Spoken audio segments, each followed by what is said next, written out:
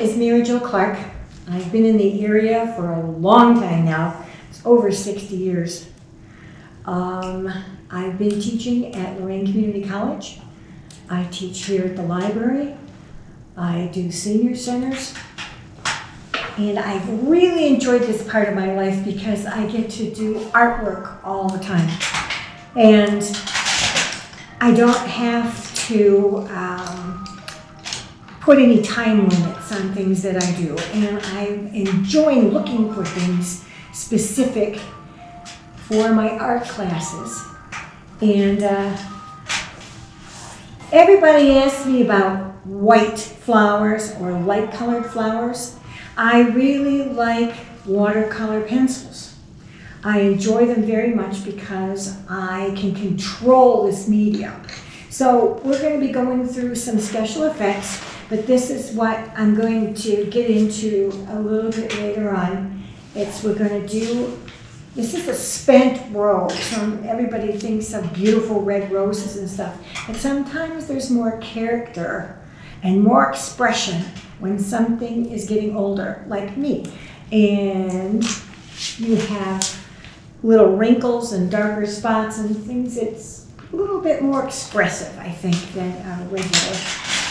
I wanted to show you fun things to do.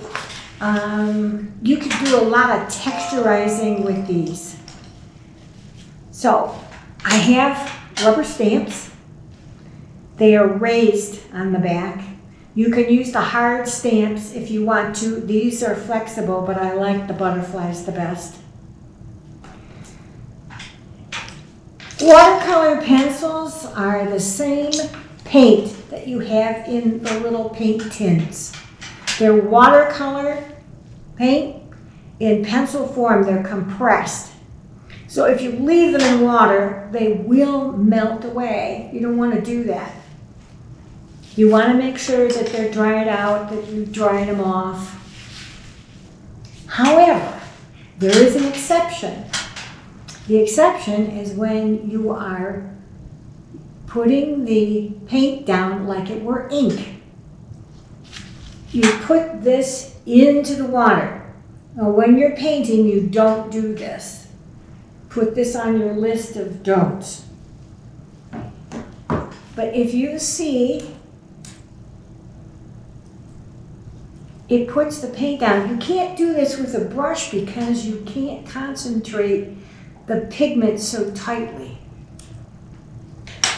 And you can mix colors, but you have to work fast. You can't dawdle, you can't answer the phone, you can't take a walk. You have to do this in a timely fashion so the paint doesn't dry. Now, I have paint on here.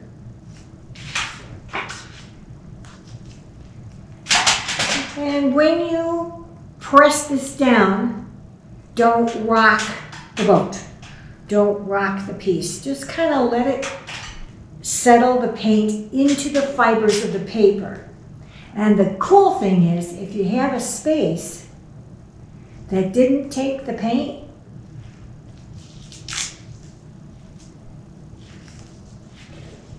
see, like here, you can take your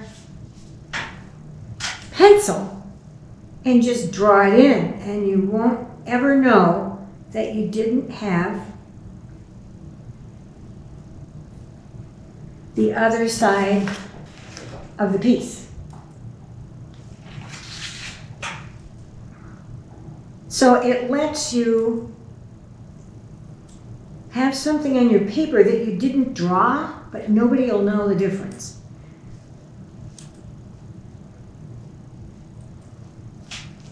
It's perfectly executed. And it's the raised lines that you have in here. Now, another great part about this is you can come in now without water. You can use these like colored pencils. You can even use colored pencils. It doesn't really matter.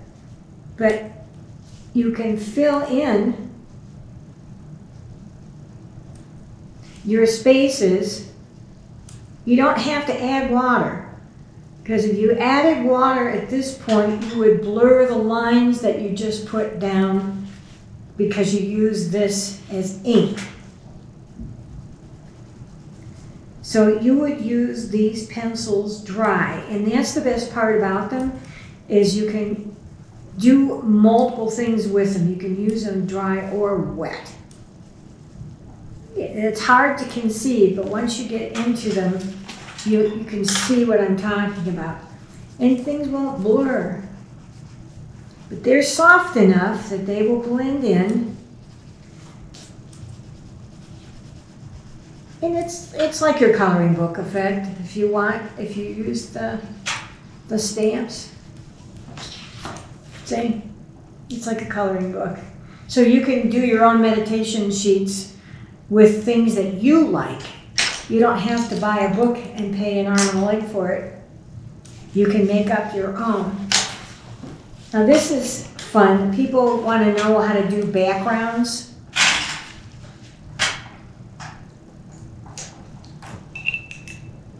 With the watercolor, when you do backgrounds, this is called spritzing. You get a paintbrush full of water. It's really, really wet. And you lay it on your pencil, watercolor pencil, at a 90-degree angle. And you just flick it down towards the paper.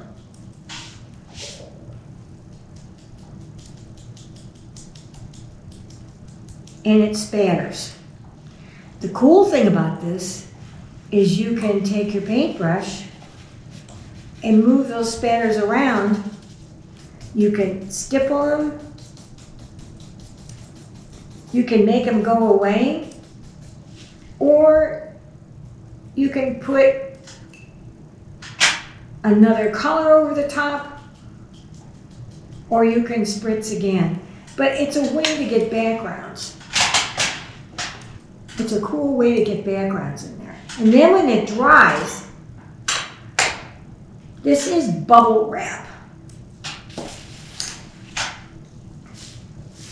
I never thought of this. I just saw this in a book the other day. This is really interesting. You can take the watercolor pencil, put it in the water to soften it up. And you don't need a paintbrush, but you put the paint on the bubbles. Then you put the bubble on the paper and hold it like you would for the stamp. It soaks into the paper, and you've got a cool pattern. I just think that's so neat. I never would have thought about using that. We do use plastic. This is Saran wrap.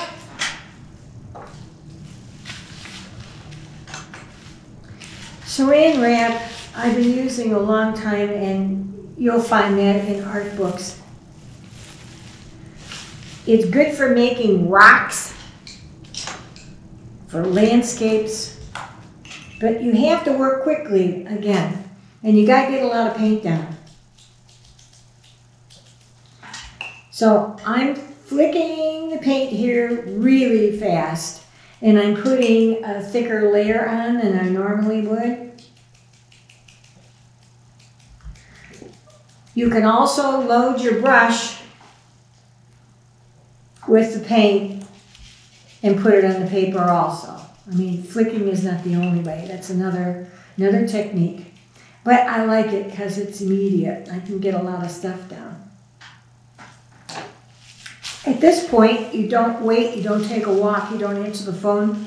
You have to get to the paint while it's still wet. In here, you're pressing the paint into the paper, but you got to hold it a little bit. If you pull back too soon, the paint will go together. The molecules of the paint will adhere to each other and go back into a puddle. If you hold it for a little bit, the paper will soak up the paint and it will give you spaces in between.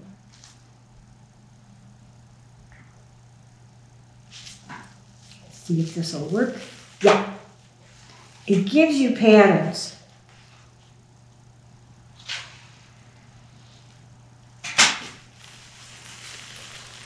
So you've got three different techniques in here that are fun to work with. Now, this one is cool because this is dry. And I can put a color in between here that's the exact opposite. I can mix colors.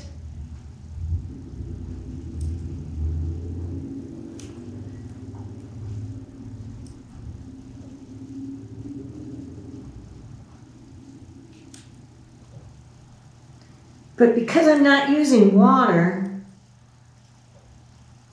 I'm not smearing that paint. Look how cool that looks. I think it's just a fun thing to do. It's just a fun thing to do. So the answer is special effects. Now, we're going to get back to this lovely little rose here. If you notice the paint color here, that's a mix of the pink and the green together. So you wouldn't wash your brush in between, and I'll show you. You can use any size paper you want, but you need 140-pound watercolor paper to make the paint work really well for you. It doesn't matter whose pencils you get. I really do endorse, though, the General's Kimberly because it's softer pigment.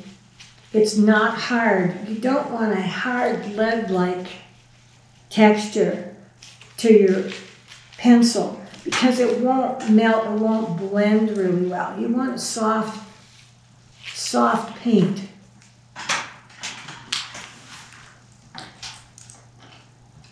So I can sketch this for the stem. I can paint it on if I want.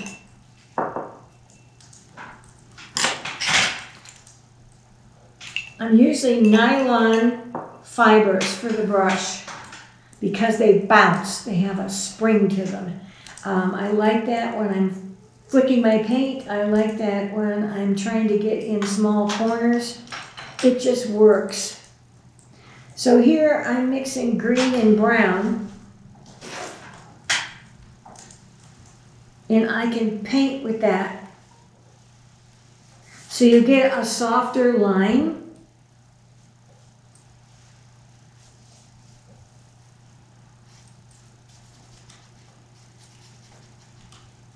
And I have a tendency not to sketch first. I just paint. So if you want to get in here and sketch,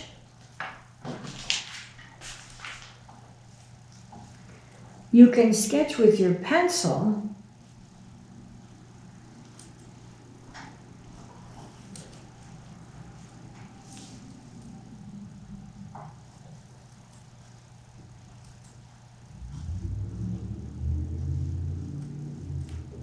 And again, this is very, very light. You're not digging into the paper. You don't want to do that because you want this line to blend out.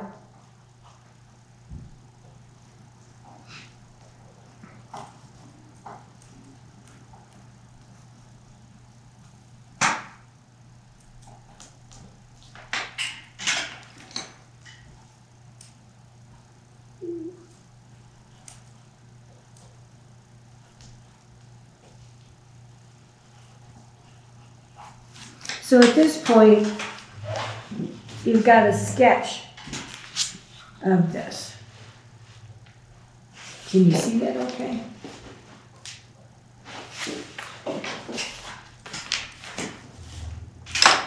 Now, I use the side of the pencil to get the most pigment down.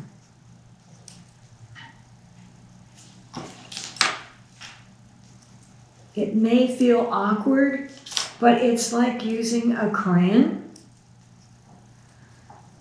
But if you don't want a lot of sharp lines and you want it to be soft and blend, this is really a good way to get the paint down.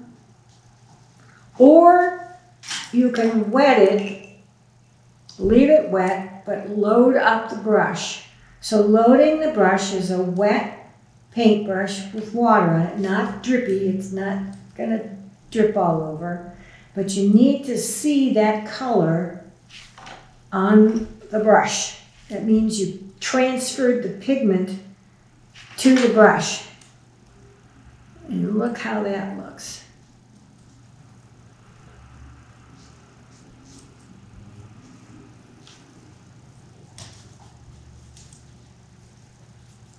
And you can mix colors right on your paper. I had the green and the pink down. So you can do that. You can spatter and then blend. Just don't be afraid of it. If you make a mistake, it's no big deal.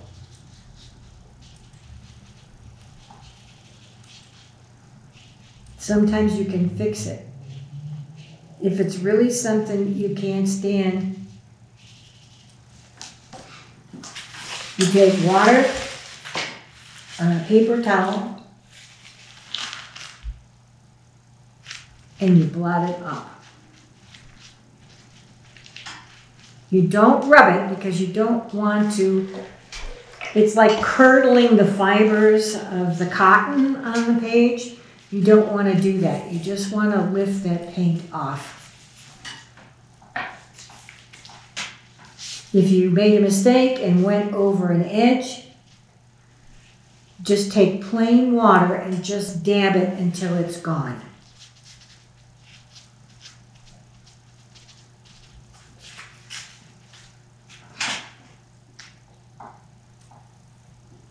Let's see. I'm going to get back to that color again. I'm going to let this dry for just a minute or two, and I'm going to go back and put in some sharper lines now in this spent rose.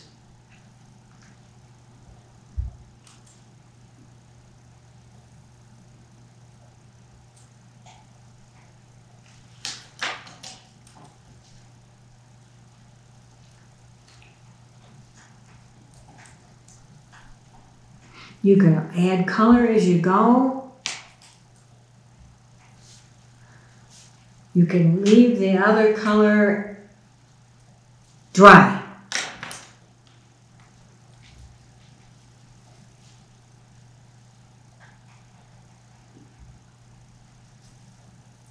If you want this a little darker,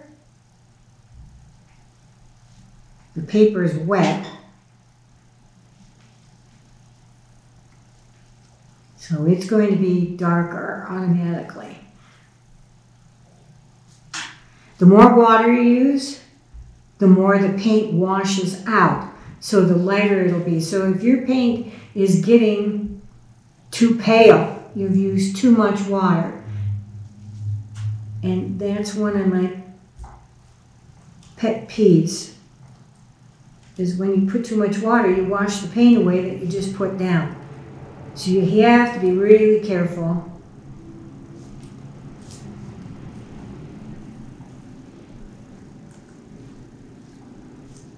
Now, if you wanted something a lot darker,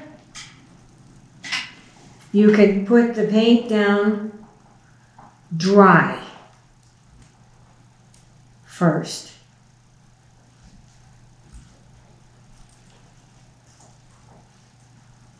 Remember, these are roses that are pretty well going to fall off the stem here. So they're not going to be, this one's not going to be pretty. It's going to be ready to fall apart. but it's interesting.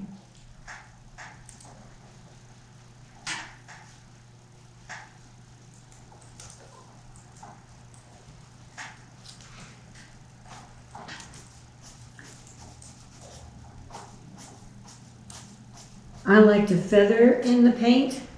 That's what I'm doing here. I start at the edge and I just press down and pull up.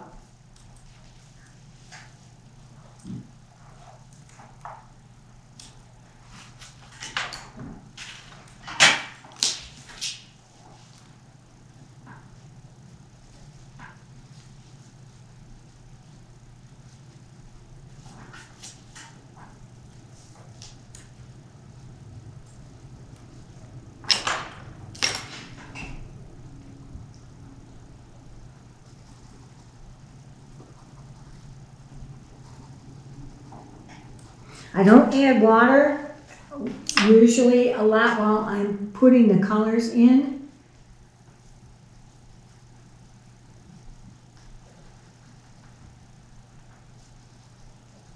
Because I want to get enough pigment down.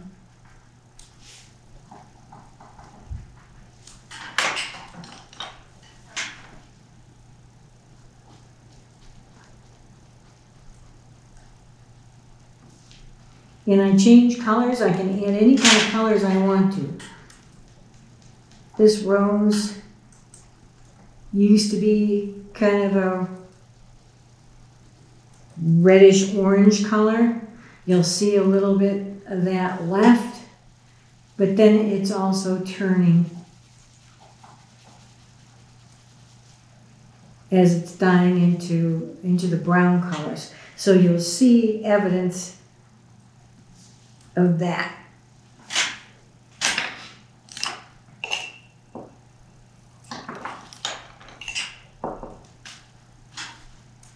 Now when I'm using this, I'm dipping into the darker lined pigment and I'm pulling the paint.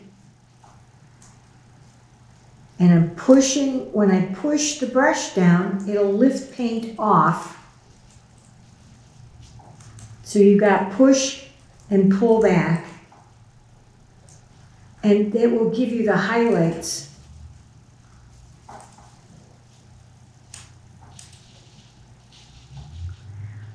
I also don't scrub the brush back and forth. I have more of a circular motion with my brush because there's pillows in the paper. It's when they come off the roll, there's little pillows, and that's what takes the paint. That's what makes watercolor so different than like your Bristol, your vellum, which are just plain at the top. You can see these little pillows. And sometimes with the watercolor pencils, you've got to push that paint in there because you don't have as much water. So you've got to make it soak in somewhat. Once those pillows are wet, that's why scrubbing will rip the page. Those little pillows will peel. So you have to be very, very careful on how much water you use. And if you scrub the paint, you don't want to really scrub anything. But the circular motion will help that paint get in there, and that's my own discovery of playing with these watercolor pencils.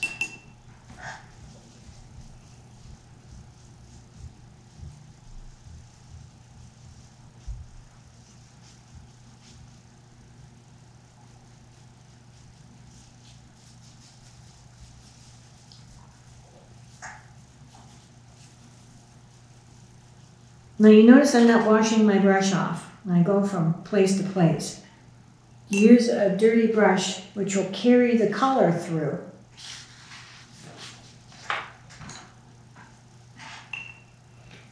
It will add cohesion to your painting if you have the same color running through the painting in different places.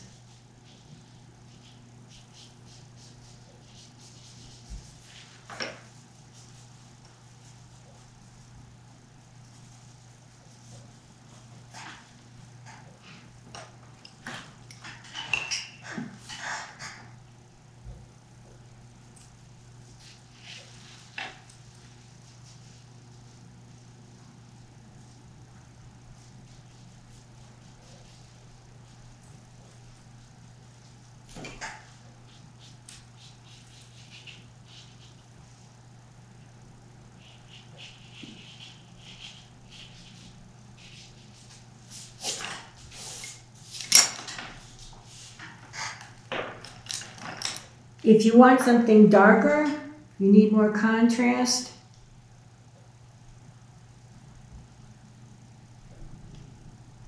the paper is a little bit wet here, so I'm really pressing the paint in, and it'll define an area a little bit more.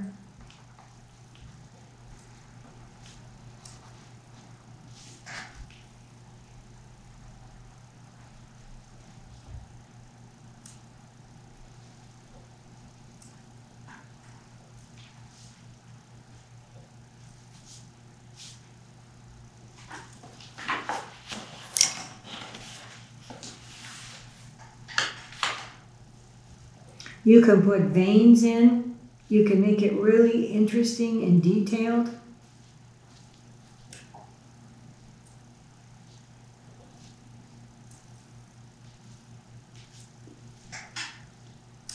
It adds a lot of character to this. Then again, you may not like the subject matter. You may want pretty pink flowers. This is interesting because it's the other side of the growing process. But there's your spent rose.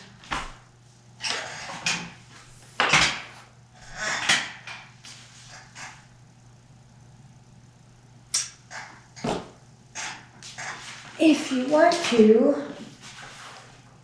do this one,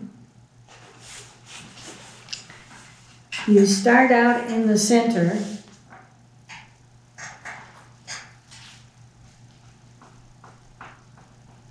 The center is a cup in the rose, and the petals proceed from that center outward like a clock face. So the first thing that I do with all my flowers is to do that center.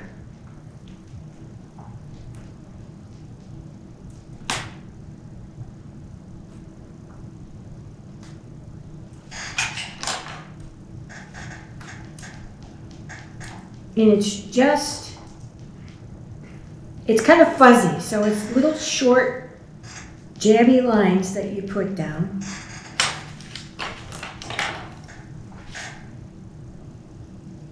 And then the flower petals come out from that center and they overlap.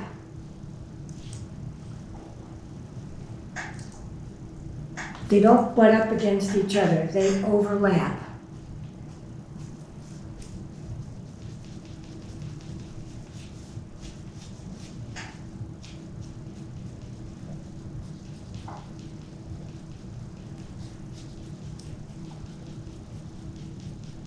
You're not going to put a lot of pigment down on this because you're going to have a white flower or a light pink flower. If you're doing white, you use blue to contrast it, just like you would with snow. If you even notice a Kleenex, if you have a white Kleenex and you put it up to the light, you'll see just a little bit of blue shadow in it. just the way the light plays, the way our eyes see color. There are shadows in everything, and that's what makes it realistic looking.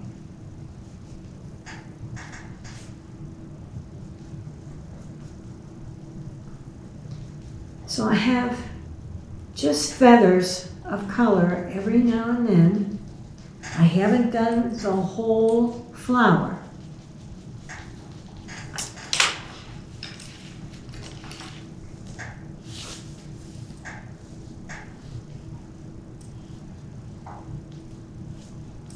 I stuck in a leaf or two, but you can see how delicate that is. Now, to play on water. You use water to pull that paint from the edge down. So I have a lot of pigment in the center, and I'm pulling that down, leaving the center white. I pull up from the bottom just to mix and blend that color.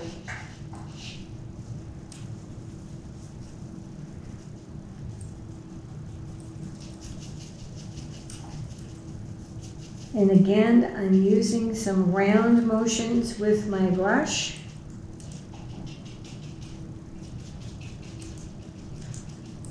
To get that paint in there.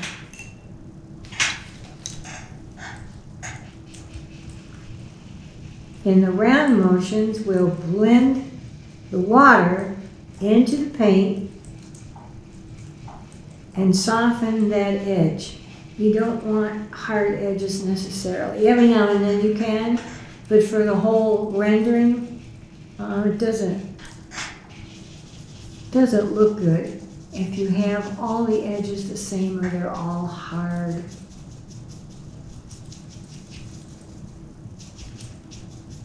See, I'm working the brush in a circle. Again, this is my own technique. If you follow anybody else's paintings and stuff, they probably don't do it this way. But I like to move the paint around.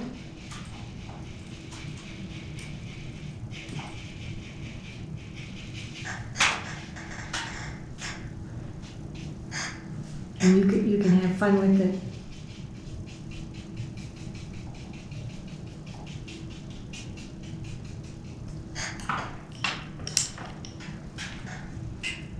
Now, if you wanted a darker edge, you could do that. You could go back in with dry paint. You could go back in and feather again. Once the paint's dry, you can do anything you want with it. You can't do a lot when it's wet. So sometimes the technique is a wet technique, but most of the time you want the paper to be dry before you change a color, before you change a technique, before you add specialty lines.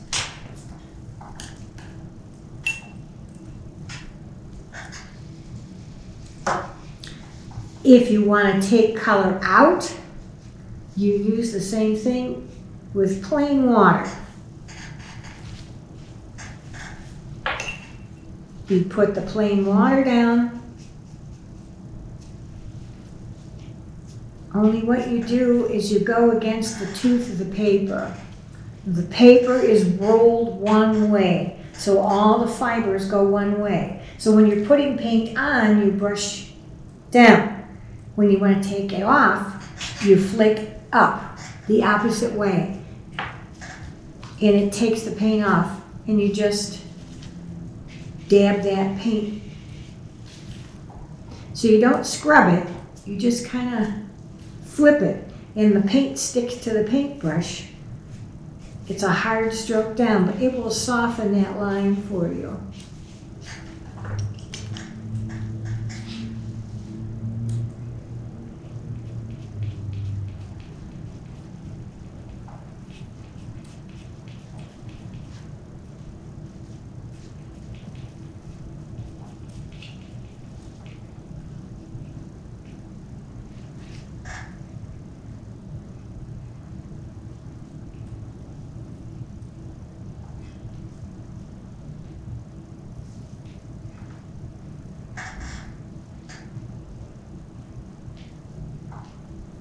If you want to add more petals, change the look of the flower, you certainly could do that.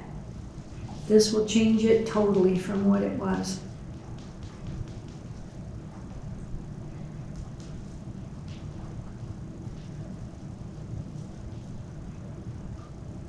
It morphs into something else.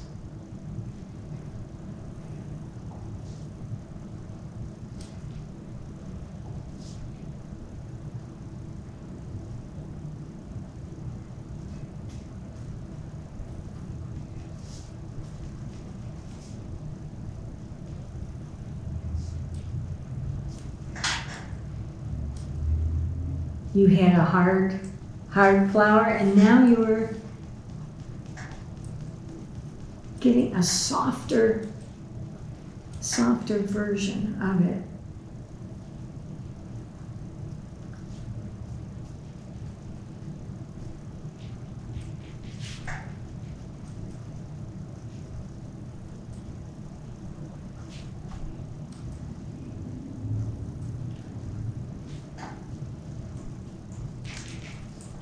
This is changing the look of this totally. So if you make a mistake, you don't like the way it looks, you can change it.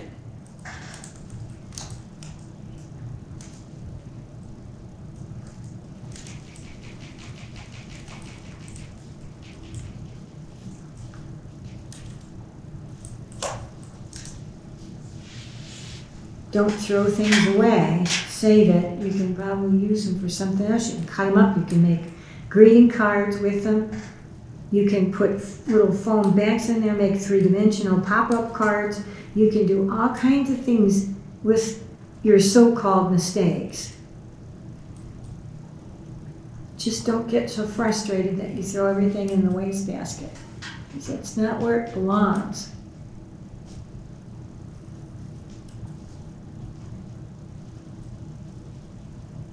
Your moods change.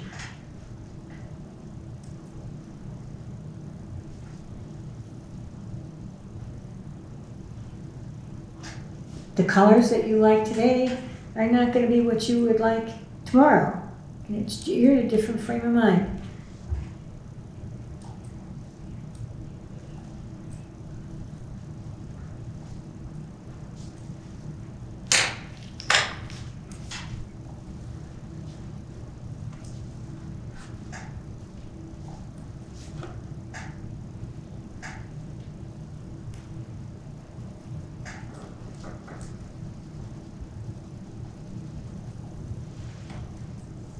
You can put texture in the leaves.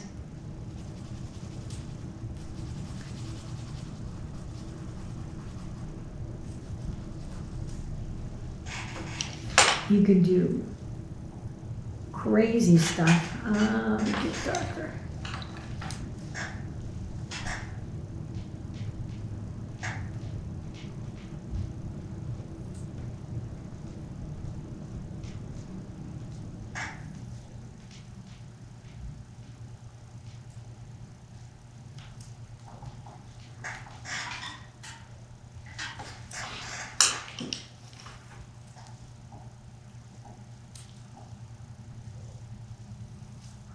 Here's a leaf that's turned, and you use an S shape to turn a leaf, and then you connect the back.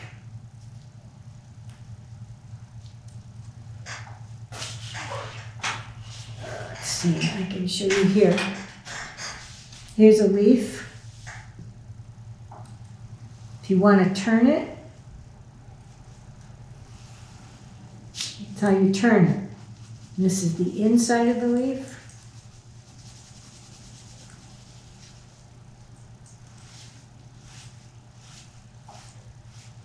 And that's the outside.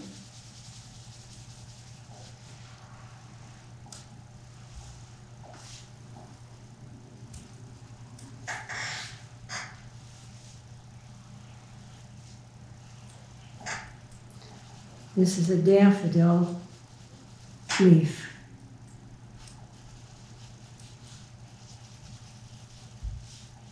you can see how it turns. But that's interesting to do for a leaf. So every now and then when I'm doing something, I will turn the leaf and make it more interesting.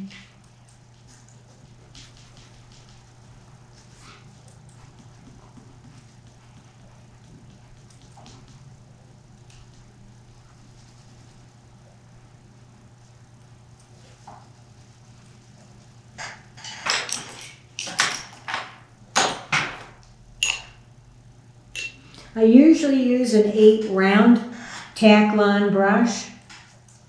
I like the nylon, which is called Taklon, because it's springy, but it can be stiff too. It's not going to lay down. If you get a regular natural hair brush, it has a tendency not to go east and west when you want to go north and south. It goes the opposite. It just lays down. This springs back. The natural bristles will just stay there. We have a hard time painting as it is. You need your instruments to help you, not to work against you. So a good brush is important.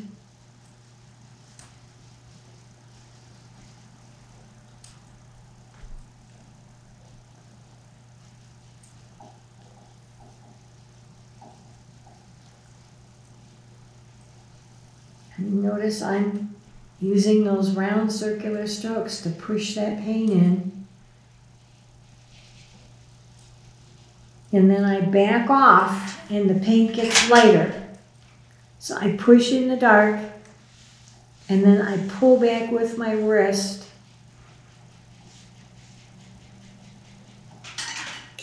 And don't have a bunch of sloppy water here. My paper's not wet. I'm not dripping on the brush.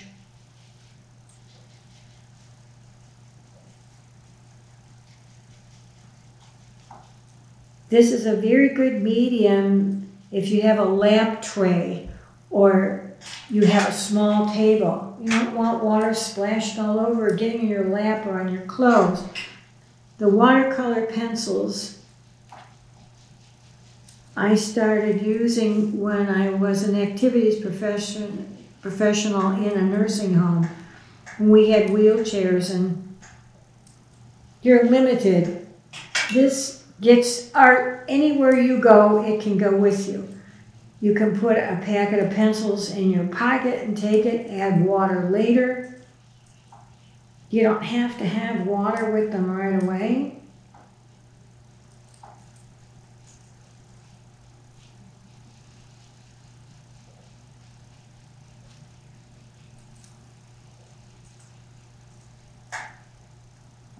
This is perfect for outside, which is also called plein air.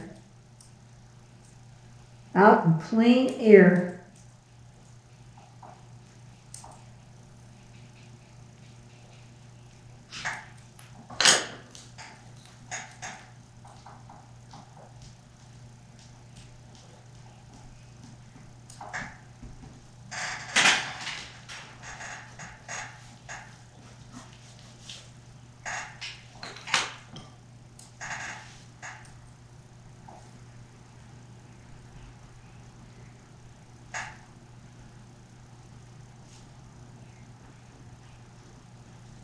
I'm going back in with dry to get some darker color in here, some more contrast in the center.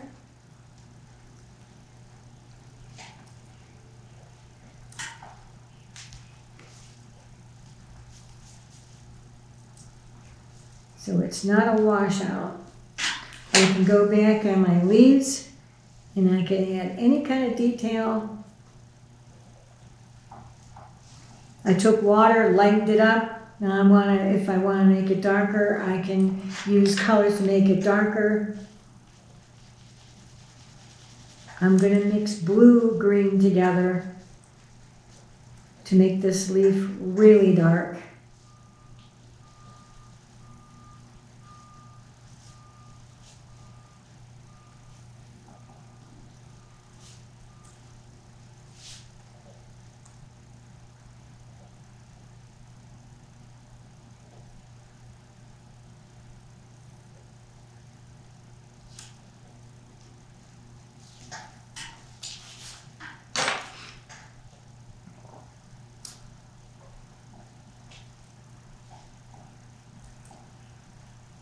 You can just keep playing with it. You can wash it away, go back in and do it again. Very, very versatile.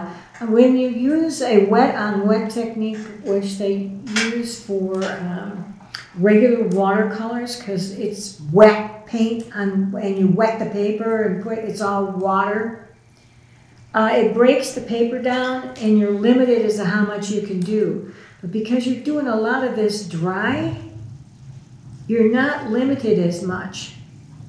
You can keep adding layers and going back. I mean, there is a limit eventually, but you have a lot of play time in here. Now, if you don't like something, this is a eraser, pink eraser that we used to use in school. It takes watercolor pencil off very nicely. It doesn't smear it. If you use erasers, the gummy erasers or the drafting erasers, they will smear the paint out into the paper. You won't get a clean line. So the right kind of eraser is important also.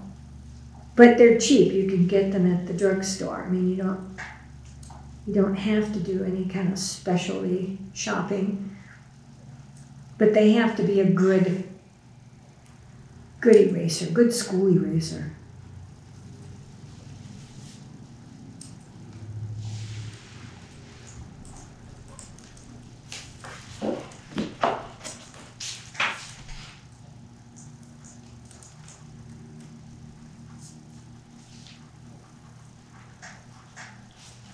So we started out with a plain old flower, like this one was plain, and you can morph it into anything you want.